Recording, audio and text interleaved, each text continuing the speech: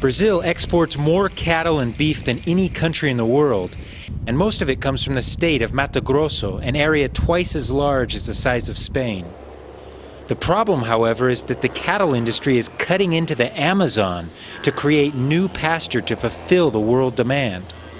30 years ago, the town of Alta Floresta was nothing but dense Amazon forest, but the town has gone through an agricultural revolution common in this region. Alta Floresta started with mining gold. Then the loggers came. Now, with no trees, we need the cattle to survive. Slaughterhouses like this one kill over 4,000 cattle a week. The meat is to be shipped to places like China, Europe, and the Middle East.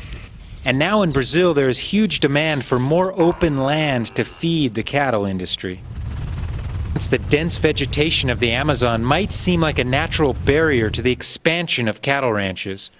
But when it comes to a multi-billion-dollar industry, nothing becomes a barrier. I'm on the edge of the Amazon rainforest, and signs of deforestation here have already occurred. As you can see from logs like this, low-lying vegetation has already been burned. It's likely a year from now, this place could be gone.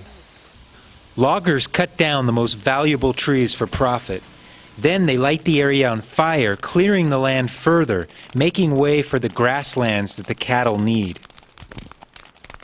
The cattle industry likes to refer to the process of deforestation simply as opening the forest. Our economy is based on cattle ranching. With the opening of the forest, the planting of grasslands, and the creation of cattle farms, we have all the factors in our favor. The cattle industry wants to make as much profit as possible, which here stands in stark contrast to environmental interests. It's cheaper for the cattle ranchers to cut new forests and invest in grassland areas for their cattle, and I don't see that changing. So it's going to be a big challenge to change the pattern of deforestation in the Amazon. Brazil's agricultural industry sees no sign of slowing, just the opposite.